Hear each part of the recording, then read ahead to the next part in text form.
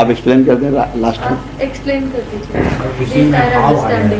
हाँ हाँ, बिल्कुल इसी के बाद है। पहले क्यों तभी तो आएगा हाउ। पहले why then how. Skill development बाद में। सार्वभौमिक शिक्षा पद्धति बनेगी कैसे? भाई बताते हैं वो संबंध के आधार पर है, वो व्यवहार में आएगा कैसे? ज्ञान के आधार पे, पूरे विश्व में। संबंध के आधार पर। तो इसको क्रियान्वयन करने वाले वही लोग हों जो राष्ट्राध्यक्ष हैं, नहीं उन्हीं के हाथ में है सब ना, नीति निर्धारण। वो तो उनके हाथ में ही नहीं है, क्योंकि वहां तो शोषण है। शासन तो शोषण से चलता है, वहां तो उलट है बिल्कुल। अब वही तो समस्या है, शोषण की जड़ तो शासन है।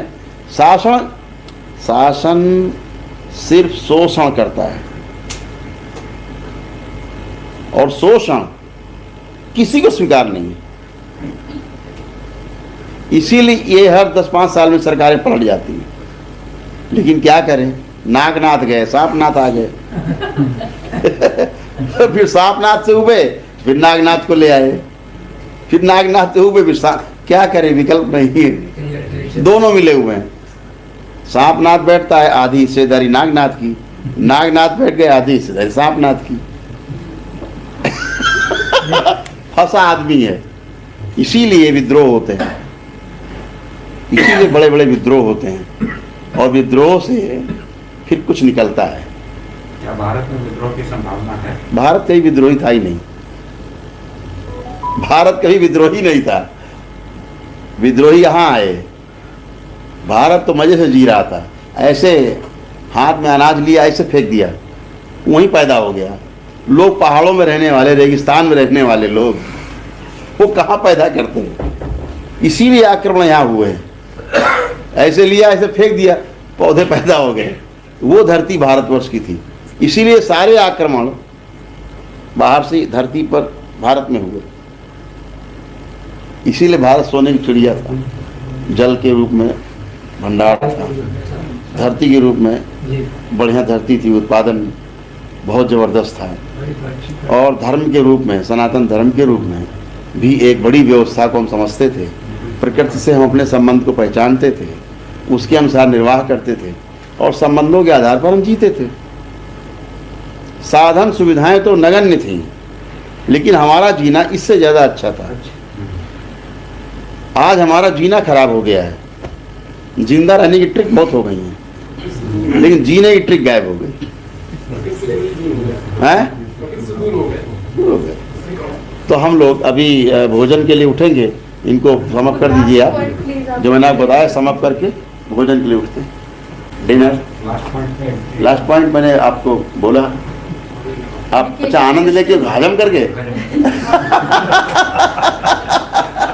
राजी भैया ने उसमें आनंद लिया और हजम करके कब खत्म, बांटा ही नहीं। देखिए, मैंने कहा कि जो एजुकेशन सिस्टम है, चूंकि मनुष्य ज्ञान अवस्था की इकाई है और ज्ञान के आधार पर वो संचालित होता है, आज उसके पास दूषित सूचनाएं और दूषित ज्ञान है। ज्ञान तो है ही नहीं, ज्ञान तो अनुभव से आता है। दूषित सूचनाएं हैं, उससे ज्ञान की आवश्यकता है। अभी सूचनाओं के आधार पर, मान्यता के आधार पर, मानने के आधार पर जी रहा है। इसीलिए वो संबंधों को पहचान नहीं पाता हर इकाई से, और शोषण करता है। जब वो जानने के आधार पर जिएगा, हर इकाई से अपने संबंध को पहचानेगा, और परस्परता में मानव के साथ व्यवहार करके और रेस्ट ऑफ द नेचर के साथ कार्य करके जिएगा, तो ये धरती स्वर्ग बन जाएगी। इसलिए सही एजुकेशन की, सही शिक्षा की ज़रूरत है। अभी शिक्षा हमारी जो है वो दूषित है, क्योंकि हम उसी शिक्षा के आधार पर, सूचना के आधार पर हम चीज़ों को मार काट, ताड़ फोड़, काट पीट, शोषण, ये सब में लगे हुए हैं, जिससे हमारी धरती नासमझी के कारण विध्वंस की ओर जा रही है।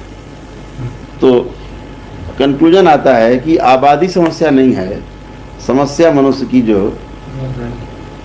ज्ञान नहीं है, जो मान्यता के आधार पर जी रहा है, उसके कारण है। तो हमें सही शिक्षा की आवश्यकता है, सही ज्ञान की आवश्यकता है। आबादी इसमें अगर बढ़ भी जाएगी तो उस ज्ञान के आधार पे सृष्टि का और सृजन ही करेगी।